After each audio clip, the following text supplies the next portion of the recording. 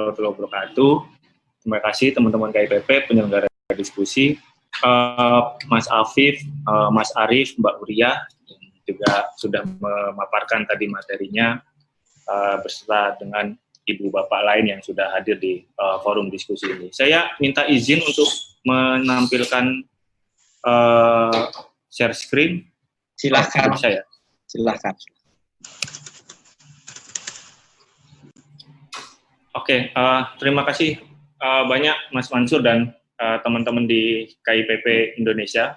Nah, saya kira memang tema yang kemudian kita diskusikan pada kesempatan siang sampai dengan sore hari ini juga jadi salah satu topik yang menurut saya pribadi cukup penting, karena ini satu dimensi baru yang kemudian kita diskusikan, kita sering diskusikan, karena memang Pilkada 2020 ini selain kemudian punya tantangan tersendiri dari dimensi politik atau demokrasinya, sebagaimana tadi disampaikan oleh Mbak Uriah ya, kemudian Pilkada serentak 2020 juga punya tantangan lain.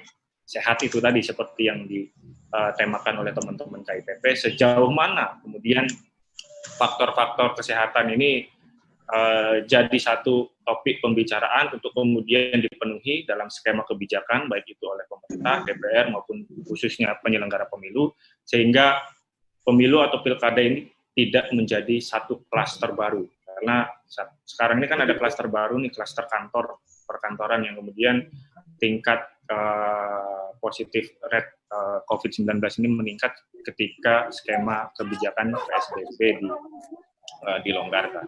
Nah, Ibu dan Bapak semua senior-senior yang telah memaparkan materinya tadi, saya kira saya sepakat ya, sehat itu harus dimaknai dalam setidaknya dua hal. Pertama, sehat dari sisi proses penyelenggaraan pilkadanya itu sendiri, dan sehat dari sisi proses, karena kita di tengah pandemi itu sendiri, apakah kemudian protokol kesehatan itu juga jadi satu aspek yang kemudian penting dan dipenuhi oleh semua stakeholder kepemiluan. Nah, saya ingin refleksi dulu sebelum masuk pada hal-hal yang lebih teknis terkait dengan topik pembicaraan kita, pilkada sehat ini. Nah, sebagaimana tadi menyambung saja apa yang disampaikan oleh Mbak Uriah dari Puskapol UI, memang sebenarnya sih apa yang hendak dicapai dari Pilkada 2020 itu sendiri, Pilkada atau pemilu lah, anggaplah Pilkada ini kan pemilu lokal. Nah, kalau kemudian kita cek di konstitusi ya, di undang-undang, terus kemudian di turunan peraturannya itu sendiri juga memang kan mau tidak mau pemilu ini jadi sarana kedaulatan rakyat. Inilah jadi satu ciri yang selalu muncul gitu, satu prosedur yang memang selalu diterapkan dalam negara-negara demokrasi.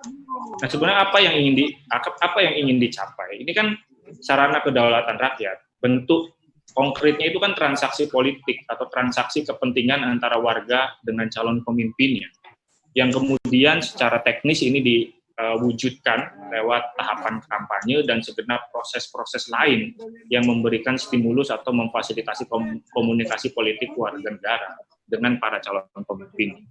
Nah, kalau kita refleksikan misalnya memang tadi beberapa diskursus mulai muncul, misalnya gini, ditunda lagi atau enggak, terus kemudian gimana, karena ada meningkatnya tren positif COVID-19 tembus di angka 100.000. Nah, saya kira apa yang disampaikan Mas Arif tadi juga jadi satu highlight yang kemudian kita harus sadar, kita harus admit dengan persoalan itu.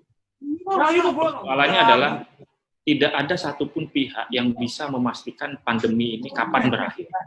Nah, kemudian itulah yang direspon lewat konsensus nasional yang menyatakan bahwa pilkada kita ditunda dari 23 September ke 9 Desember. Nah, konteksnya kita sudah menunda pilkada. Nah, apakah perlu ditunda lagi? Saya kira itu otoritas KPU, otoritas Bawaslu bersama dengan pemerintah dan DPR melihat skema yang ada, karena ruang itu juga diberikan dalam Perpu pilkada itu sendiri. Memang penundaan itu 9 Desember, tapi kemudian karena tadi hal yang tadi tidak ada satu pihak pun yang kemudian memastikan kapan, yang bisa memastikan kapan pandemi ini berakhir, ya saya pikir memang konsensus pilkada 9 Desember itu sudah jadi satu pilihan yang kemudian kita ambil. Nah, itu yang memang dari sisi legal formalnya, kenapa kemudian pilkada harus tetap kita laksanakan. Nah, dari sisi demokrasinya sendiri, kalau kita lihat misalnya ya, ini overview demokrasi global, laporannya Varietas Demokrasi atau VIDEM, yang menyatakan bahwa regresi demokrasi itu real ada dalam kurun waktu setidaknya 15 tahun terakhir. Dan pandemi itu mengakselerasi regresi itu, mengakselerasi kemerosotan demokrasi. Semua indikator demokrasi menurun termasuk di Indonesia, termasuk bahkan di negara-negara Eropa maupun di Amerika. Banyak yang kemudian melandaskan situasi pandemi ini untuk ngambil skema-skema kebijakan yang justru itu mendorong sistem pemerintahan yang memang nanti arahnya ke otoritarianisme. Demokrasinya makin sakit. Nah, itulah kenapa kemudian konteks pilkada sebagai satu prosedur demokrasi jadi salah satu aspek penting yang memang mau tidak mau harus menyesuaikan diri dan tetap dilaksanakan di 2020. Nah, saya kembali pada apa yang hendak dicapai di pilkada 2020. Halo, apa saya masih tersambung? Masih jelas. Oh ya, oke. Nah, saya kembali ke apa yang hendak dicapai di pilkada 2020. Nah, kalau kita kembali ke konsep penyelenggaraan pilkada serentak ya, pemilu serentak dalam bingkai besarnya itu kan pemilu serentak yang memisahkan antara pemilu nasional dan pemilu lokal. Nah, memang ini kita rintis sedikit demi sedikit. Ini pilkada serentak 2020. Anggaplah ini pemilunya udah desain menuju pemilu serentak lokal dan nasional. Nah, inilah yang dijadikan ajang untuk mengecek sejauh mana kedaulatan rakyat itu berjalan. Dalam arti misalnya ini, pilkada serentak 2020 itu jadi momentum kuat untuk mengevaluasi para pemimpin-pemimpin, khususnya yang di daerah, termasuk mengevaluasi kepemimpinan nasional. Dan isunya sudah sangat baik di-trigger oleh COVID-19. Jadi, sejauh mana kemudian otoritas terkait mampu mengendalikan laju penyebaran COVID misalnya, mampu kemudian menekan dampak buruk COVID, maka kemudian publik akan menilai. Jadi pilkada 2020 ini yang mau tidak mau dalam situasi yang sulit, ya ada sedikit berkah. Kemudian yang memang isunya jadi sangat sentral, isunya jadi sangat satu. Sejauh mana efektivitas pemerintahan ini berjalan menanggulangi COVID. Nah, itulah yang kemudian sebenarnya jadi isu bersama, karena COVID ini akhirnya membuka semua mata menelanjangi bagaimana kemudian seharusnya negara memenuhi kewajibannya terhadap warga negara. Dalam artian proteksi kesehatannya, proteksi kehidupan sosialnya, mulai dari pekerjaan, mulai dari pemenuhan hak dasar lainnya. Nah, ini yang kemudian jadi satu isu yang kemudian memang harusnya diperbincangkan secara masif pada saat kampanye atau segenap proses lain yang memang memfasilitasi komunikasi politik warga negara. Sejauh mana pemerintah daerah Anda kemudian mampu dalam tanda kutip gitulah menanggulangi COVID. Itulah yang jadi kemudian trigger di publik, trigger di konstituen, jadi isu bersama di pemilih. Nah, tinggal bagaimana kemudian menstimulus hal itu supaya terjadi. Penyelenggara pemilu tentu punya keterbatasan. Nah, makanya kemudian aspek pendidikan pemilihnya jadi sangat minimalis dalam artian hanya prosedur teknis bagaimana atau tata cara memilih. Nah, sehingga sebenarnya yang sangat ideal didorong itu pendidikan pemilih lewat partai politik tentunya. Yang pertama, apakah itu nanti dalam bentuk tim sukses, kandidat dan lain sebagainya, tapi memang dia harus kemudian menyelaraskan isu-isu kebijakan ini dalam kampanye, dalam konteks bagaimana pemenuhan hak warga negara di situasi pandemi. Yang kedua, selain partai politik, aspek pendidikan pemilihnya yang mau nggak mau, aktor-aktor seperti KIPP, mungkin SPD, mungkin JPPR, dan NGO-NGO lain yang memang punya concern terhadap isu demokratisasi, harus didorong kemudian untuk melakukan pendidikan politik atau pendidikan pemilih. Pertanyaan terbesarnya kan satu, resource-nya dari mana? Penyelenggara pemilu yang punya resource, punya keterbatasan, dalam hal kemudian menyampaikan pendidikan politik. Nah, partai politik punya resource dan kemudian punya kepentingan, NGO dan kawan-kawannya kemudian punya resource dalam bentuk sumber daya manusia tapi tidak punya resource dalam bentuk misalnya konkret saja anggaran dan lain sebagainya. Itu yang kemudian sejauh mana tanggung jawab negara terhadap fungsi pendidikan politik dalam Pilkada 2020. Itu juga jadi satu aspek penting sehingga nanti sarana kedaulatan rakyat, apakah rakyat ingin mengevaluasi dalam artian memberikan reward atau hukuman, itu berdasarkan landasan kebijakan yang telah diambil dalam situasi pandemi ini. Jadi pilkada ini ketemu momentumnya. Itu yang pertama. Nah, yang kedua dari sisi aspek teknisnya ya, kita pengen lihat dulu sejauh mana sih gambaran pilkada 2020 ini. Misalnya ini saya ambil potret saja dari topik pemberitaan. Ini sebenarnya jadi modalitas penting bagi KPU dan Bawaslu kalau kemudian melihat datanya. Datanya memang masih sangat terbatas. Ini dalam kurun 7 hari terakhir saya ambil ini dari aplikasi namanya sebentar. Ini lumayan gratisan soalnya.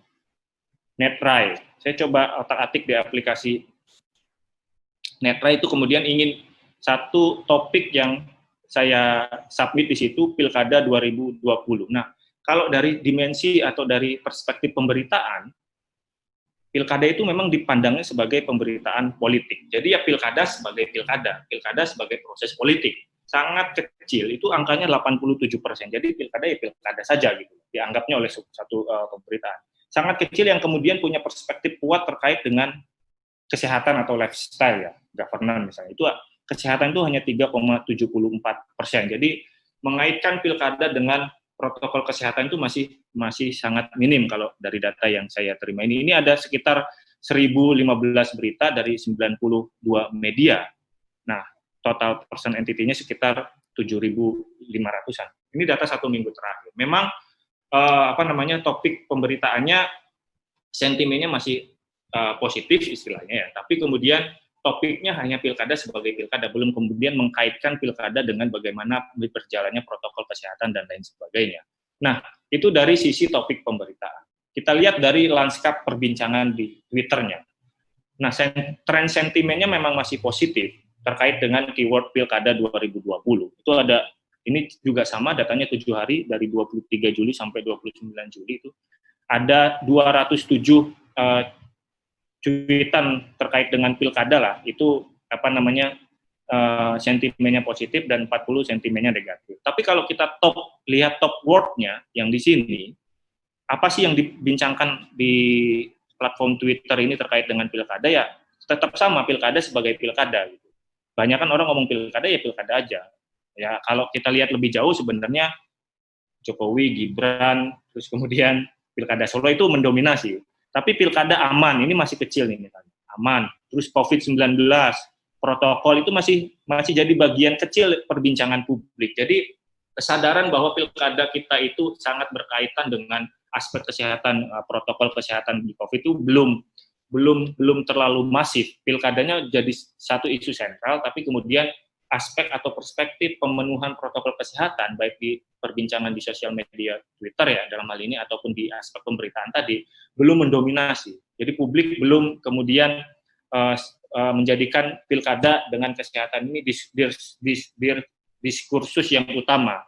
Ya, yang utamanya selalu berganti, misalnya tadi seperti disampaikan Mbak Ria, politik dinasti, dan lain sebagainya, atau problem-problem perennial lainnya, DPT, dan lain sebagainya. Dan itu yang memang dari pilkada ke pilkada selalu muncul, tapi yang kesehatan ini kan baru di pilkada 2020. Nah, hal terakhir yang ingin saya sampaikan, sehat dari sisi protokol, dari sisi pandemi itu sudah sejauh mana. Memang angka positif COVID-19 ini sangat mengkhawatirkan karena sudah tembus di atas 100.000 ya. Nah, tapi memang mau tidak mau kembali pada hal yang tadi disampaikan oleh Pak Ketua KPU, memang karena tidak ada satupun pihak yang berani memastikan kapan pandemi ini akan berakhir, maka pilkada tetap dilaksanakan. Tentunya dengan protokol kesehatan yang ketat. Tapi kalau kita lihat tingkat kepatuhan masyarakat terhadap protokol kesehatan, itu juga jadi satu hal yang kemudian cukup mengkhawatirkan. Ini saya cuplik 2 data saja, karena saya dari tadi nyari tidak ketemu data nasionalnya. Ini di Kudus dan di Makassar. Nah, kecenderungan masyarakat, tingkat kepatuhan masyarakat terhadap protokol kesehatan itu turun. Ini di Kudus, data terakhir menunjukkan sekitar 50%, di Makassar itu sekitar 35%. Jadi sebagian besar publik itu abai terhadap protokol kesehatan COVID. Nah, sementara pilkada ini penyelenggaraan tahapannya akan sangat berpotensi untuk adanya kontak antara orang dengan orang. Sangat berpotensi adanya kerumunan dalam kampanye. Tapi kalau kemudian tingkat kepatuhan masyarakat terhadap protokol COVID-nya itu makin rendah, nah ini jadi sinyalemen buruk tentunya untuk penyelenggara pemilu, pemerintah, dan DPR untuk kemudian intervensinya seperti apa. Nah, intervensinya kan kalau dari tingkat penyelenggara mungkin ada bentuk teknis yang bisa dilakukan. Misalnya satu, seluruh jajaran penyelenggara pemilu, baik ad hoc maupun yang kabupaten, kota, dan provinsi, yang mau nggak mau di-set up untuk jadi semacam agen promosi pemenuhan atau kepatuhan terhadap protokol kesehatan, pakai masker, hand sanitizer, dan lain sebagainya. Itu yang kemudian secara langsung ataupun tidak langsung meningkatkan kepercayaan pemilih terhadap proses pilkadanya sendiri, dan kemudian ikut meningkatkan budaya kesadaran masyarakat terhadap protokol kesehatan. Jadi agen-agennya itu ada di penyelenggara pemilu yang jumlahnya itu sampai jutaan di KPU, bahkan mungkin juga di Bawaslu. Penyelenggara ad hoc mau nggak mau dia jadi agen yang mempromosikan pemenuhan protokol kesehatan sepanjang pilkada, pakai sarung tangan, pakai masker, pakai hand sanitizer, dan kemudian pada saat melakukan semua tahapan pemilu selalu disisipkan pesan untuk tetap ketat pada protokol kesehatan ke setiap pemilih maupun ke semua stakeholder pilkada 2020. Nah, saya kira saya berhenti di situ dulu, Mas Mansur dan teman-teman KIPP. Mohon maaf kalau ada hal-hal yang kurang berkenan selama saya menyampaikan materi. Terima kasih banyak. Selamat sore. Wassalamualaikum warahmatullahi wabarakatuh. Waalaikumsalam warahmatullahi wabarakatuh. COVID-19.